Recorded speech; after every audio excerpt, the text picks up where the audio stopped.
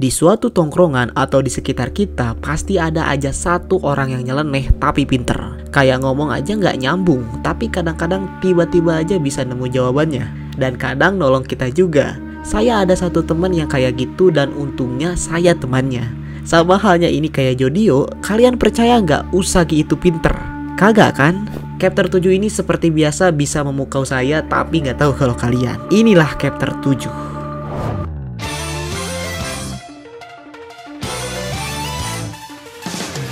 Petualangan selanjutnya dimulai dengan cover dari nakama-nakama atau teman-teman dari Jodio dan Jodio itu sendiri yang akhirnya kita bisa lihat warna dari penampilan mereka. Semuanya keren-keren, suwe, cool, dan the best. Dengan halaman selanjutnya yang berjudulkan Jungle Warfare Part 2, yang artinya kita akan menyaksikan pertarungan di hutan untuk part yang kedua. Nggak lupa juga ada tulisan The point are connecting by lines. Tulisannya ini kayak masih belum beres, tapi di sampingnya kita bisa melihat foto Jodio yang memiliki 9 sudut. Awalnya saya juga berpikir ini pasti Araki ini sedang menunjukkan sesuatu, tapi belum jelas. Berhubung sudut atau segitiga itu sendiri ada 9 yang ada di gambarnya, apakah mungkin ini menunjukkan atau ngetis bahwa ya ini part 9. Pertarungan dilanjutkan dengan Jodio yang masih berpikir Kenapa kucing ini mengejar mereka padahal tadi itu masih di Villa Rohan, dan kenapa Rohan ini nggak kena? Apakah mereka benar-benar memiliki tujuan terhadap berlian ini?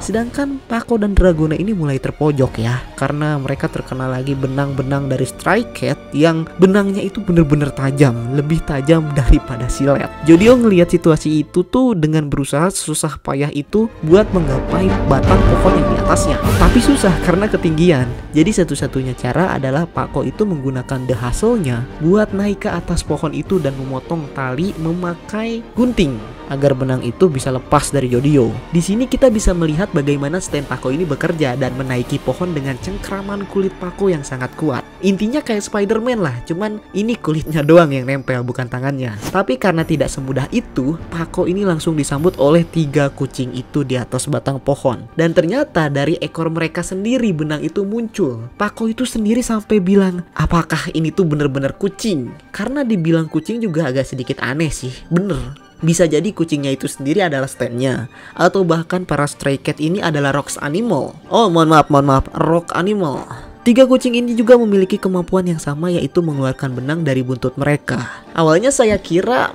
mereka memiliki kemampuan yang berbeda-beda, tapi akhirnya mereka semua sama. Dan saya yakin para Stray Cats-nya ini memiliki ownernya sendiri. Bahkan mungkin selanjutnya yang turun untuk menghadapi Jodio dan kawan-kawan adalah ownernya dari para Stray Cats ini. Kembali ke hutan, ketiga kucing ini mengeluarkan benangnya dan benang itu mengenai Pako, Dragona, dan Jodio. Pako mencoba memotong benang itu, tapi apa daya, gunting yang ia bawa itu tidak lebih kuat dari benang yang dimiliki oleh kucing tersebut, membuat Dragona dan Pako ini sangat kesakitan. Bahkan kalau kalian lihat lebih detail, mata dari Pako ini udah mau sampai keluar loh, menonjol banget gitu loh. Dimana Araki ini sekarang mulai menggambar nuansa-nuansa yang mulai ngeri-ngeri lagi ya. Mengandalkan badannya sendiri, Jodio mulai berayun dan ia mengeluarkan November Rain untuk menembak beberapa percikan air hujan kepada para kucing itu.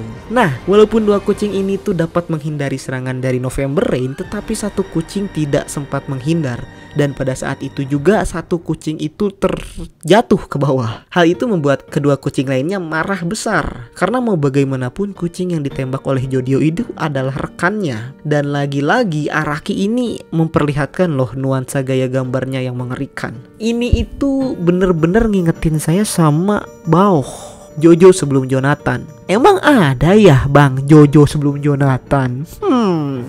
Ada dong. Coba cek deh di channel Charizard DX ya. Kayaknya dia pernah bahas deh. Iya, Bao adalah karya Araki sebelum menggambar dan menceritakan Jojo. Kedua kucing ini saling menggabungkan benang dan membentuk sebuah jaring yang sukses menangkap Jodio dan membuatnya ini tidak bisa bergerak sama sekali. Tapi karena Jodio oleng, yang kena jaring tuh ya jadi mereka semua. Hingga sampai suatu ketika tiba-tiba muncullah sebuah mobil yang meloncat ke arah mereka dan menabrak pohon tempat di mana Jodio ini digantung. Mobil yang menabrak pohon itu adalah mobil rental mereka. Dan orang yang mengendarainya adalah Usagi. Ia datang sambil menunjukkan pose peace, damai. Pako yang melihat itu tentu saja bertanya kepada Usagi apakah Usagi ini benar-benar comeback. Karena setahu dia, Usagi ini kan kabur tadinya. Sedangkan Usagi itu sendiri tidak mengubris perkataan milik Pako. Ia lebih fokus kepada Dragona dan bilang, apakah kamu mau net, Ping-chan? Bukan internet, tapi net yang berupa jaring agar mereka bisa menangkap kucing-kucing itu. Tentu Pako marah dong, udah mah kata-katanya gak diubris, si Usagi ini bisa sesantai itu berdiri di dekat para kucing itu. Kalau mereka semua ketangkep, udah pasti bakal tamat. Karena diisukan berkhianat, akhirnya Usagi klarifikasi nih. Dia itu kembali ke mobil bukan karena ingin melarikan diri, melainkan dia memiliki tujuan. Dia ingat bahwa di mobilnya ini dia ninggalin burger yang udah dia beli waktu di Bandara Aloha. Biasanya burger itu memiliki topping 2 daging di antara roti. Tapi yang dia beli ini toppingnya bisa nanas sama keju. Unik kan? Iya, tapi nggak penting sih. Yang penting itu si Usagi berhasil membuat para kucing itu memakan burgernya. Itu poinnya. Soalnya dia itu memikirkan suatu cara untuk memasukkan obat-obatan lalu memberi makanan kepada kucing itu. Tapi bukan obat-obatan beneran ya. Jadi dia mencoba untuk sedikit bereksperimen gitu. Usagi memasukkan kaviar ke dalam daging itu. Dia mendapatkan kaviar itu dari kulkas milik Rohan. Barang tersebut bisa dibilang mewah dan mahal karena berisikan 40 gram saja, tapi dengan harga $400. Dan kaviar itu berasal dari telur ikan. Kalian bisa lihat dan baca sendiri dari ikan apa ya. Lihat di gambar ini. Pastinya kucing pasti bakal suka. Tandanya dimakan sama para stray cat. Jadi jangan tanya, kok bisa kucing ini suka ya? Jangan ditanya. Mereka bertiga ini ngeh ketika Usagi sedang menjelaskan ia itu sembari memegang rok lava. Jadi ya memang bener-bener pas jatuh ke tanah, rok lava ini langsung dipegang oleh Usagi. Sedangkan Usagi berteriak kembali kepada Dragona agar meminta net atau jaring kepada Mate Kudasai. Karena melihat saudara laki-lakinya ini melamun terus, Jodio ini membantu dengan berteriak, katakan hal itu Dragona. Karena sadar akan kata-kata saudaranya, Dragona itu langsung meminta hal itu kepada Mate Kudasai. Dan ketika kucing itu hendak menerjang Usagi, Usagi melemparkan lava rock itu ke bawah dan menyebabkan kucing-kucing itu jatuh ke tempat yang sama seperti lava rock itu, dan sontak Mate Kudasai mengeluarkan jaring yang dapat menangkap mereka berdua. Strategi yang cantik dan cerdas dari Usagi ini. Jadi Usagi itu memberi makan kucing itu burger ditambah kaviar. Itu tuh sengaja agar ketika ia menggunakan rok lava, benda berharga miliknya ini bisa kembali lagi kepadanya. Walaupun kaviarnya ini udah dimakan, tapi itu masih berada di dalam badan si kucing itu, dan membuat kucing tersebut memiliki barang berharga yang memiliki nilai uang. Tentu saja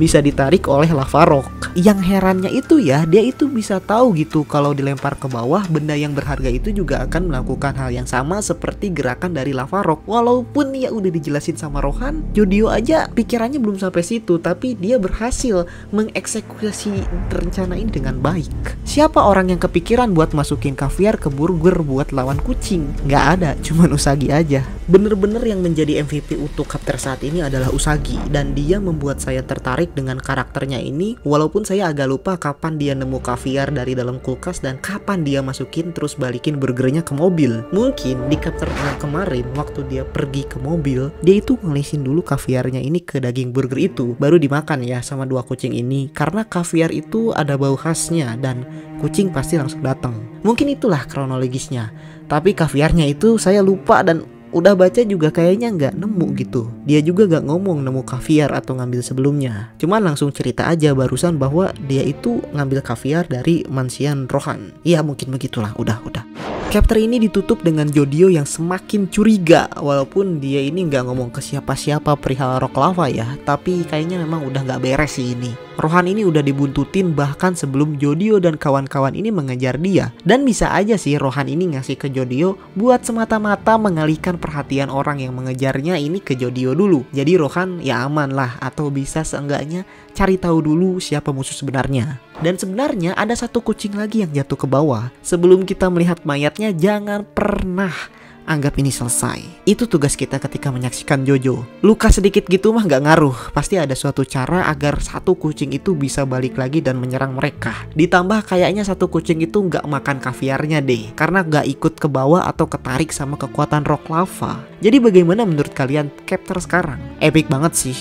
Seperti biasa, storytelling Araki itu emang keren walaupun kadang bingung dan juga lupa. Tapi hasilnya akhirnya memuaskan. Terima kasih ya teman-teman yang udah nonton sampai akhir. Mohon maaf bila ada perkataan yang kurang mengenakan. Adios.